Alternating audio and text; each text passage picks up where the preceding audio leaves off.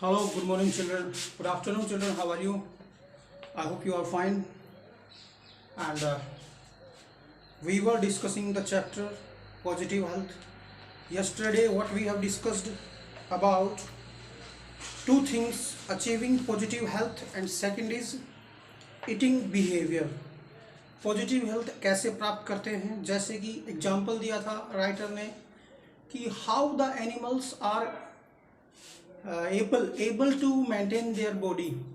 They used to go to, we can say, in the areas which they are where they can lick the soil, और जो नमक की मात्रा है they can get the salt in that process. So they are also very, we can say, active, and they are better than us. The writer was telling not only these things, he was telling, and he also told कि how can we keep our body fit and fine by keeping ourselves involved in the exercise also, and we can teach the children how can they can be fit, और balance diet होता है, और skills learn कर सकते हैं अपन, बहुत सी skills होती हैं, they can be learn by us. In that clear. तो सेकंड इज क्या है कि नेचर के बारे में बताया है कि एलिफेंट है, डियर है, और ये सब है, ये रेगुलरली लिक करते हैं सोइल, एग्जैक्ट अमाउंट लेते हैं वो सोल्ट का, ठीक है. और अगर मान लो वो ज़्यादा सफ़र नहीं करते ओबिसिटी से, जो कि हम लोग सफ़र करते हैं फैटनेस से, क्योंकि हम ज़्यादा खा लेते हैं और फीड कर लेते हैं. यस और no, we use to take lot of food. जब हमारी शरीर को रिक्वायरमेंट नहीं होती तब भी अपन खा लेते हैं, और रिक्वायरमेंट से ज़्यादा खाते हैं. That is why we are having lack of, we can say, activeness.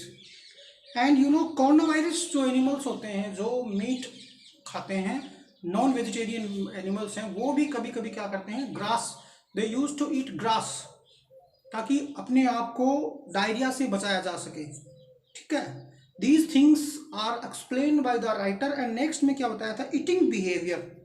बिल्कुल हमारा eating behavior बहुत ज़्यादा खराब है. कैसे? हमारी बॉडी सिग्नल्स को अपन समझने में नाकामयाब होते हैं. we never able to understand our body signals. like follow advice of doctors. Upon doctors और मीडिया की एडवाइस नहीं करते, अपन फॉलो नहीं करते. हम क्या करते हैं, हमारे जो पेरेंट्स होते हैं बच्चे को ज़्यादा they want to give something more to the child, and that is why they are over feeding them. In that world what happens, the child can we can say damage its own health, or we can say his or her own health. Yes, absolutely, because this is not also beneficial. Actually we don't know what are the demands of our body at the same time as we are eating. Sometimes we can give the child lot of things what he requires, because we are having lack of knowledge, we are not having proper knowledge. That is why we are doing these things.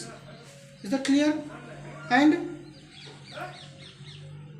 we are not paying any attention towards the books also. books के ऊपर भी अपन कोई ज़्यादा ध्यान नहीं दे रहे कि वो क्या डिक्टेट करती हैं, what the books are teaching us. Got it? Understand how much food body requires. Is that clear? Understand?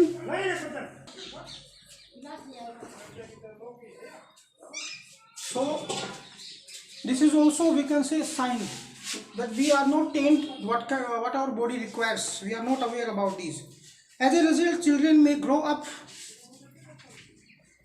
without having any nutrition. Okay, क्या करते हैं लोग, या तो वो ज़्यादा खा लेते हैं. People eat food too much और टू लिटिल.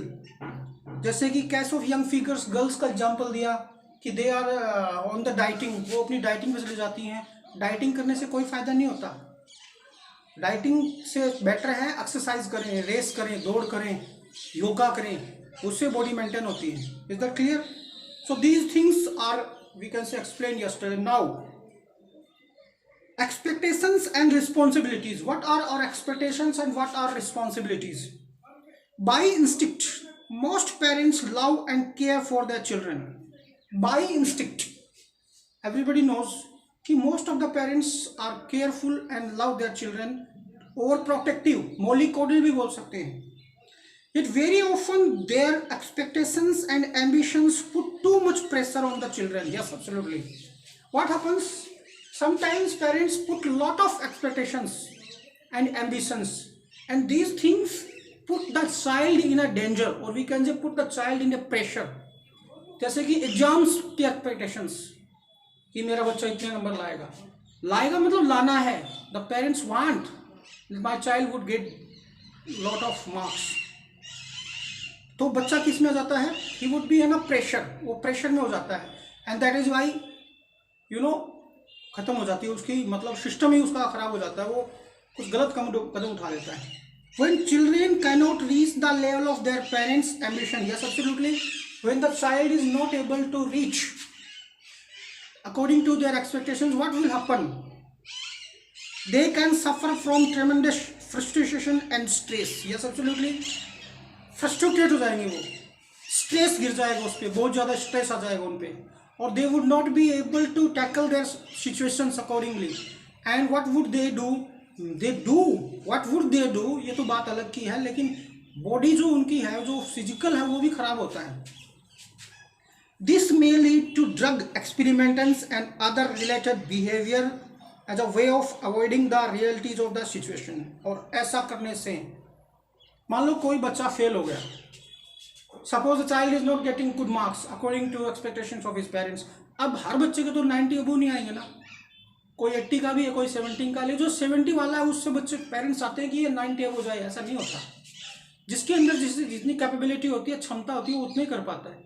लेकिन वो बच्चे पड़ोस के कंपटीशन या दूसरे बच्चों के कंपटीशन के साथ चक्कर में उसके पेरेंट्स उसके ऊपर प्रेशर डालते हैं, और वो एक्सपेक्टेशंस पे नहीं जाते, तो वो नशा करने लगते हैं, फिर वो ड्रग्स पे डिपेंड हो जाते हैं, ड्रग्स लेते हैं, बुरे नशा करने लग जाते हैं वो, क्योंकि वो उस स्ट्रेस को नहीं संभाल पाते, वो पेरेंट्स के ताने नहीं सह पाते, इसीलिए वो गलत लाइन में चले जाते हैं, और उसके बाद में उसकी सेहत पे बुरा असर पड़ता है. And they never ever try to face this type of situation. No, they always totally depend on the drugs.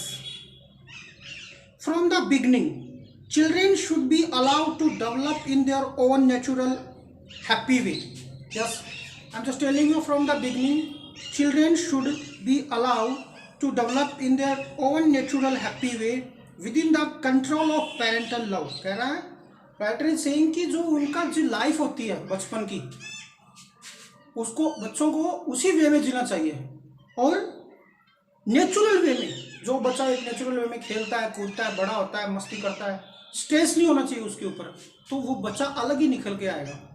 और पेरेंटल लव होना चाहिए, बस एक थोड़ी सी केयर होनी चाहिए कि वो कुछ गलत तो नहीं कर रहा, या उसको बार बार मतलब थोड़ा सा उसके ऊपर देखभाल करना, उसको प्यार से समझाना. ये सब चीज़ें किसको करनी चाहिए? पेरेंट को करनी चाहिए. Remembering guidance and care, and without too much pressure. The child should be given proper guidance, he should be given the proper care, and without too much pressure, and the child should not have any type of pressure. A change of some conventional parental attitude may help to prevent many cases of drug dependence and other adolescent problems. Yes, थोड़ी सी माँ बाप की देखभाल, change of some conventional parents attitude, parents का थोड़ा सा attitude change करने से, if parents want to change little bit attitude towards himself, they can help the child to be a drug addict. They can help the child to be far from the drug addiction. वो drug addiction से दूर करने में help करते हैं बच्चे भी. Absolutely right. Change attitude मतलब उसका बार बार गुस्सा करना, उसकी हाई एक्सपेक्टेशंस, ये सब बकवास जो है ना, वो दूर रखनी चाहिए पेरेंट्स को, और जो जितनी कैपेबिलिटी है, जितनी क्षमता है, उसको वैसे चला रहना चाहिए. और एडोलेसेंट प्रॉब्लम्स की होती है, किशोर अवस्था की समस्याएं बहुत होती हैं. किशोर अवस्था की समस्याएं बहुत होती हैं, जैसे कि उसके ऊपर हाथ नहीं उठाना, उसकी प्राइवेसी को प्राइवेसी समझ के रखना, उससे अच्छी बातें करना, उससे समझदारी से बात करना, अच्छे से प्यार से रहना, प्रेम से रहना, ये सब चीज़ें उसकी होनी चाहिए. We should also understand our parental responsibilities to the world environment. न केवल बच्चे के प्रति हमारी कुछ रिस्पॉन्सिबिलिटी पेरेंट के तौर पे एनवायरनमेंट की तरफ भी होनी चाहिए. जैसे remember that the living space of this world is limited and we must have enough space for our future generation to live happily. कह रहा है राइटर कि ये जो लिविंग स्पेस है वर्ल्ड का that is limited, that is not too much. And what we should do, we should have enough space for our future generation to live happily. हमें उनके लिए इतना अच्छा स्पेस छोड़ना है, काफ़ी स्पेस छोड़ना, ताकि हमारा फ्यूचर जनरेशन है वो प्रेम से प्यार से रह सके. To achieve the aim we must practice family planning and limit the birth rate by having only 1 or 2 children per couple. बिल्कुल. If we want to get clean environment, if we want to get little bit space, if we want to get enough space, we should make family planning.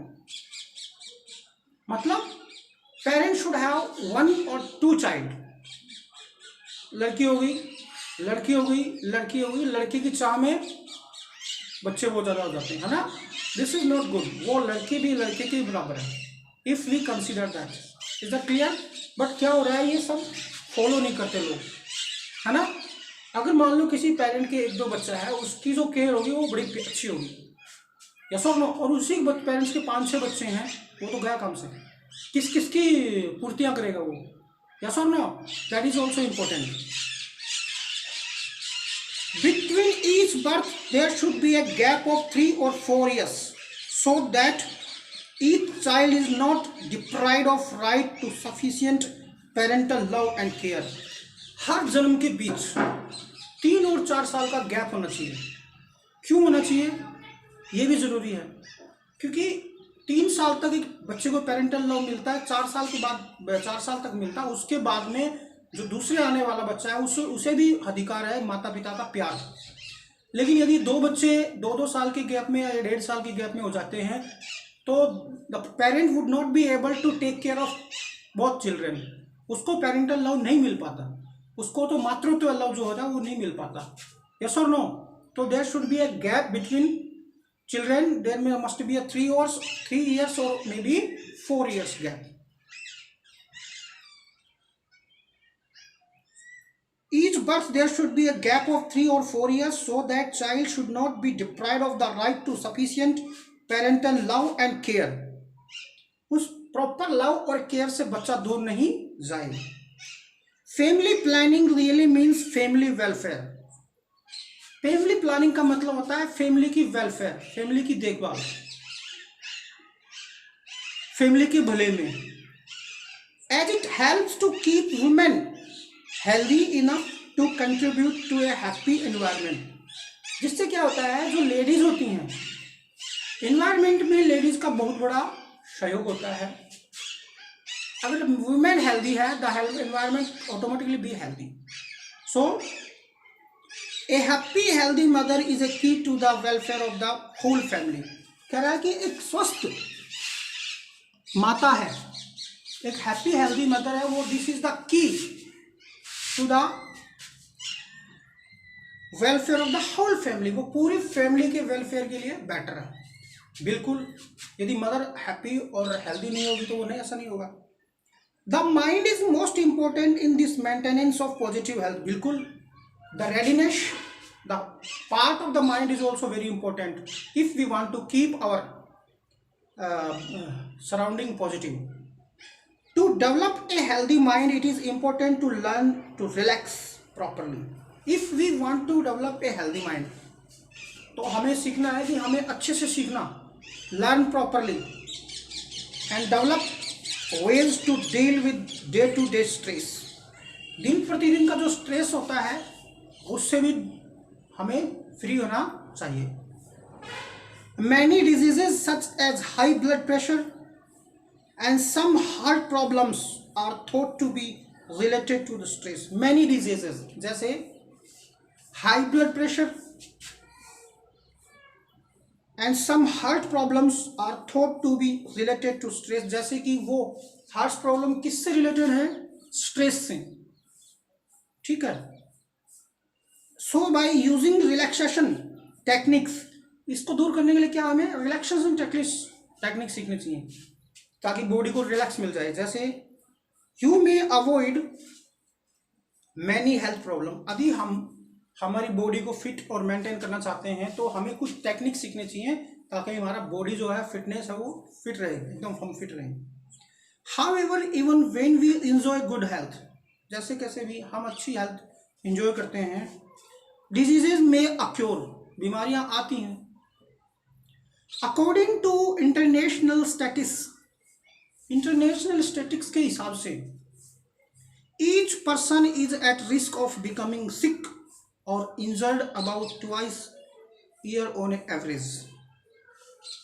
International record क्या कहते हैं कि हर बंदा, हर इंसान, person is a risk of becoming sick और injured, साल में एक या दो बार सिक या इंजर्ड होता है, about twice year on average, average के हिसाब से साल में 2 बार।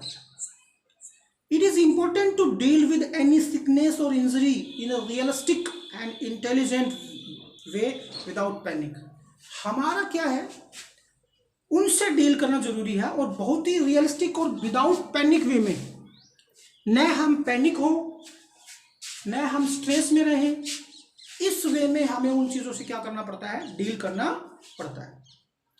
Knowledge of the body should help you to manage an emergency situation, body का प्रॉपर नॉलेज जो होता है बॉडी का, knowledge of the body should help you to manage an emergency situation, कि इमरजेंसी सिचुएशन में अपनी बॉडी को manage करना। इमरजेंसी सिचुएशन कैसी भी हो सकती है, जैसे हम स्ट्रेस में हैं तो how can we keep our body fit and fine, how can we go far from the stress, accident हो गया तब, ये सब। And when we are going to meet a doctor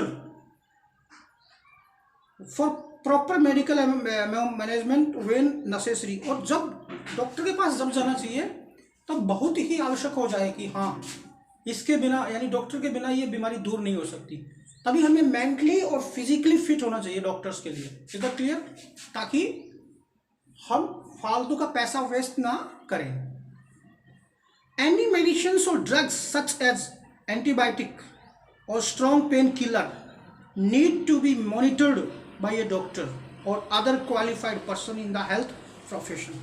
कभी कभी क्या होता है, हम medicines और drugs without or antibiotic or strong painkiller without the complete without the permission of doctor ले लेते हैं। No, this is not good. वो हमारे लिए हार्मफुल भी हो सकते हैं, हमारे लिए खतरनाक भी हो सकते हैं। इसीलिए हम लोगों को क्या करना चाहिए, प्रॉपर डॉक्टर की देखभाल में ये सब कुछ करना चाहिए। मे बी चाहे वो drug we can say painkiller हो या कोई मेडिसिन हो, ऐसे नहीं है कि घर में पड़ी उठा के ले ली, ना हो सकता है वो और उसको डेट खत्म हो गई, वो बहुत डेंजरस होती है, that would be more dangerous, that is we can say too much dangerous, that can harm us, वो हमें मार भी डालती कभी कभी। तो whenever we are going to give us a treatment we should consult a doctor कि भी कौन सी दवा लेनी है, कौन सी दवा नहीं लेनी है। जैसे ये बंगाली बाबा होते हैं, ये पता नहीं कौन से mg के कैप्सूल दे देते हैं। जब आप एक अच्छे डॉक्टर के पास जाओगे तो वो इन गोलियों को फेंक देंगे और आपको बुरी तरह डांटेंगे, क्योंकि वो आपकी कैपेसिटी के हिसाब से दवाइयाँ नहीं होती, इसीलिए तो इन चीज़ से ठीक हो जाते हैं अपन, है ना, ये सब चीज़ें। तो दूसरी चीज़ें किशोर अवस्था की चीज़ें, वो चीज़ें भी बहुत इंपॉर्टेंस रखती है हमारी ज़िंदगी में। They are also very important in life, कि हम किस वे में जा रहे हैं, क्योंकि ये this is the most dangerous age of a person and that should not be avoidable, and we should work in the proper care of the parent और may be from the of the teachers. Understand the in this last we can say discussion what we have discussed, expectations and responsibilities. बिल्कुल parents की बहुत expectations होती हैं, बच्चा marks लाएगा और उसके चक्कर में वो क्या करता है, ड्रग एडिक्ट हो जाता है। He used to be in the drug addiction, और उसके बाद में अपना फ्यूचर खराब कर लेता है, अपनी लाइफ को स्पॉइल कर लेता है, बर्बाद हो जाता है वो। यस और no? This should not be this is also not good. We should try to keep away from these type of, we can say, problems. और हमें बच्चे से इतना ज़्यादा एक्सपेक्टेशन नहीं करना चाहिए. We should not expect these thing from the child. Is that clear? तो आज का चैप्टर हमारा कंप्लीट हुआ. I have completed the chapter and I will give some questions and answer related to this chapter. I hope you got this chapter. You are not having any problems. If you are having any problem, you can ask me. I'm here for you anytime. Okay, bye.